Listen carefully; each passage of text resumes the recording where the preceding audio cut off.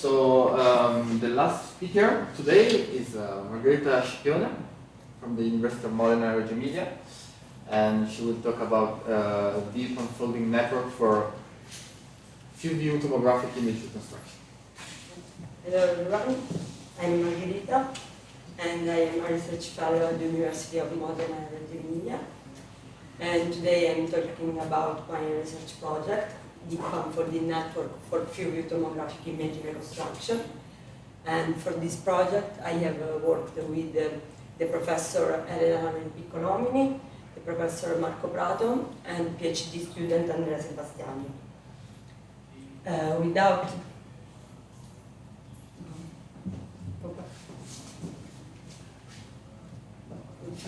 There is a gift, okay.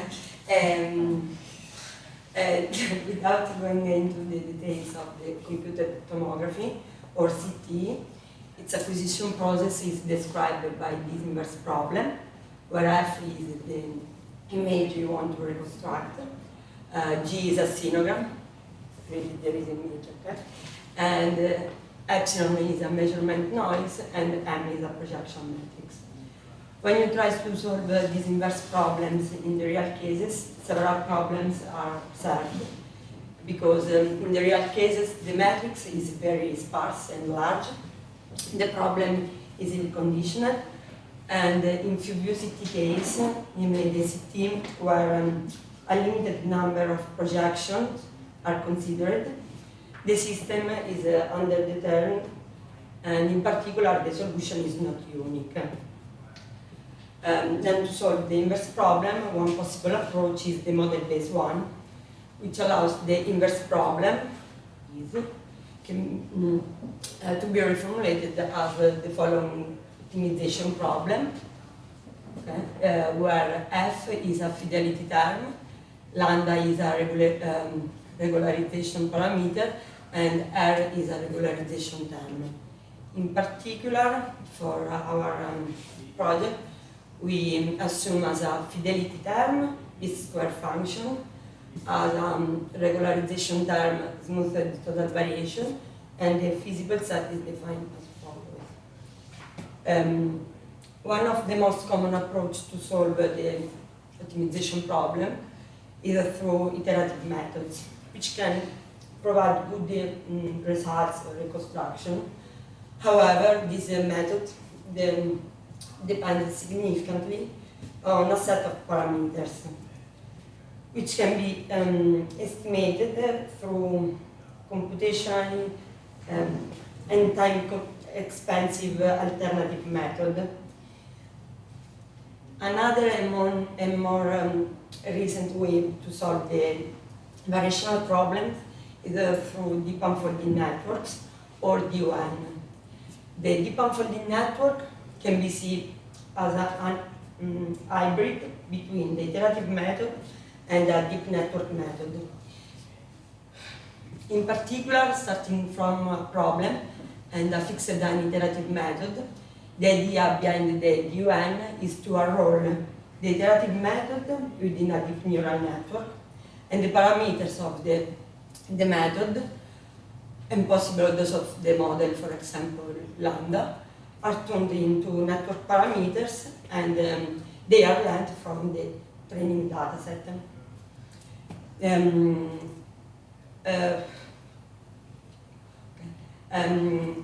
The deep neural network, deep unfolding network, in general contains fewer parameters because they acquire the knowledge from the model rather than learning from the data. Consequently, they are faster during the training, and is able to generalize better the results. And for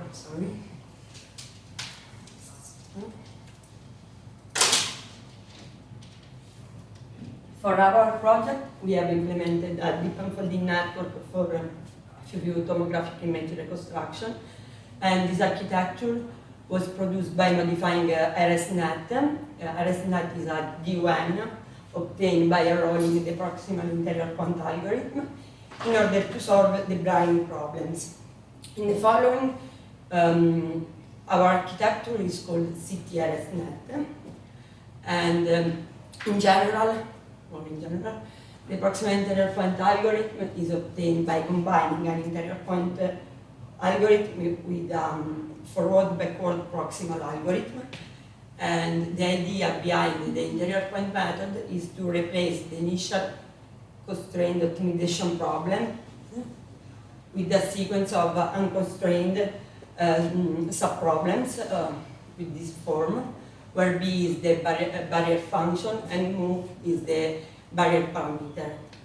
The proximal interior point algorithm, PIPA, is defined as follows, and thus we need to select a sequence of parameters, barrier parameters, step size, and regularization parameter.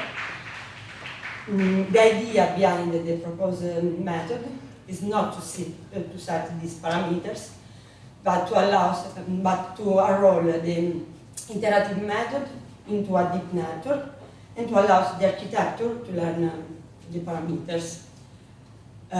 For what concerns the architecture, is for each block called L0, L1, L in general, is composed by joining free structure for each of the parameters, step size, regularization parameter, and barrier parameter, and the free structures are followed by block A, which implement an iteration of the iterative method. And finally, there is a post-processing block. It is used to improve the quality of the image by reinforcing the knowledge acquired from the architecture during the training. Okay. Now I will show some results for two different datasets. The first pool is composed by 400 synthetic images with the, and the second, Maya dataset, is composed by 1,500 real images. And for both datasets, we use a fan-flat geometry with the 60 projections in an angular range from 0 to 118. And starting from the images of the dataset, we generated the respectively sinograms with, to which the Gaussian noise was added with this formula, where G is a sinogram and sigma is a standard deviation, and 60 is the number of projections. In particular, for both datasets, we use the architecture with 40 layers, but the first 30 are treated individually, and the last 10 with post-processing block in end-to-end mode, with 10 epochs for each individual layers, and 50 epochs for the last. We compare following the results obtained from the proposed method with the results obtained from an iterative method and a deep network method. In particular, among the class of the iterative solvers, we selected scale gradient projection, SGP method. As the deep neural network method, we select a generic UNet residual network. In the following, this architecture is called LTP. And this architecture is a two-step scheme where first the sinogram, the low-quality sinogram with the noise, is reconstructed by FBP algorithm, or filter back projection algorithm. And then the architecture suppresses the artifact. And we analyzed the results, and we compared the results with PSNR, SSIM, and MSE metrics. In this case, considering the synthetic dataset, after training the two architecture without noise, we did several tests by varying the standard deviation of the noise added on the test set, and these values are shown on the x-axis. And in these three graphs, there is the average values of the three metrics in red for CTRS-net and in blue for LPP architecture. And from this graph, we can deduce the main feature of CTRS-net, the stability. In fact, initially, the LPP architecture provides better performance, for example, in terms of the PSNR is evident. But as the standard deviation increases, its behavior gets worse considerably. For example, in contrast, CTRS-net is extremely stable as noise increases. It is able to limit the damage generated by noise, despite being trained without noise.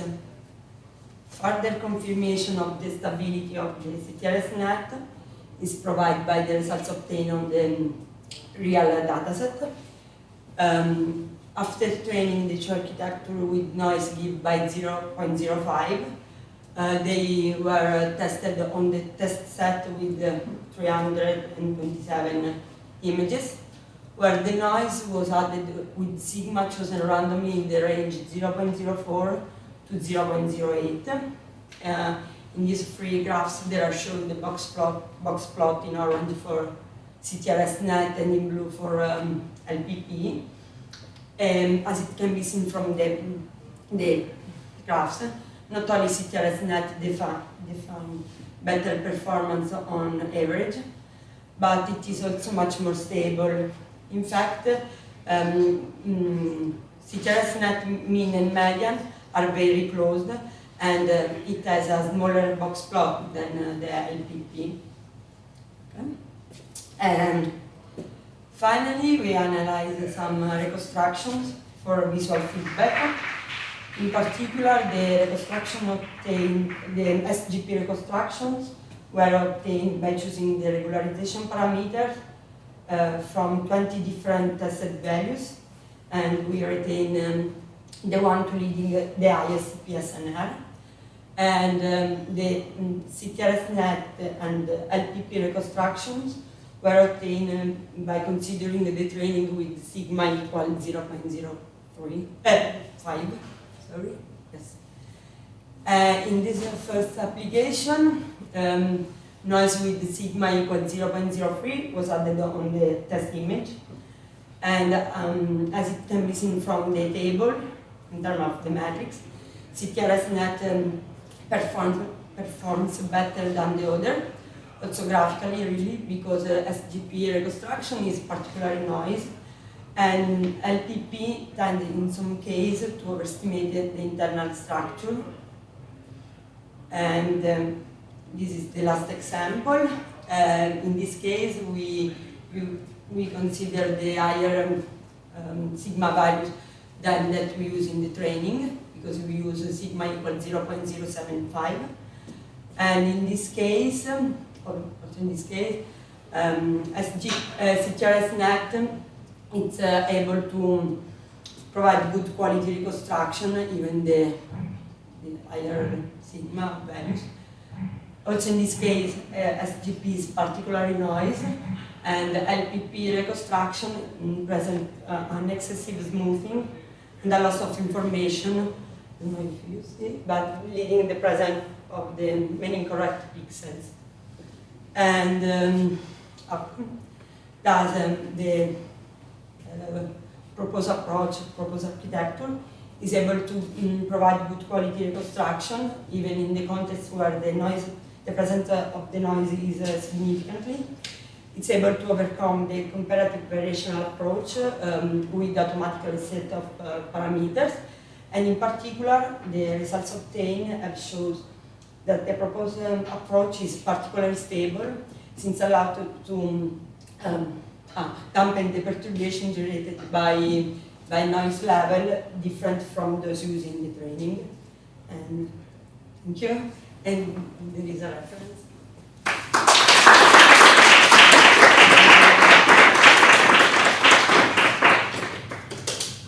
Okay, thank you for this great talk.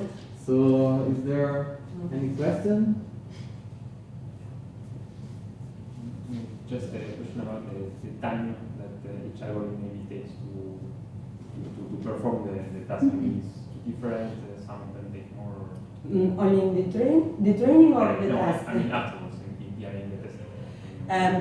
Really, I don't know, because when I test the architecture, I test on total test set. And in the test set, for example, in the realistic dataset, there is 327 images. And I don't know, maybe 3-4 minutes for all the images. SGP is very slow. Okay, is there any other question? I have a small curiosity. I think the next slide, or maybe a couple more, you had an interval at the one before from 0.4. Yeah, because the architecture. The interval of the noise. Yeah. How did you choose it? We trained the architecture without noise, and after we tested the architecture with different level of noise on the test set. Initially without noise in the test set, and after we add other test set for study the behavior.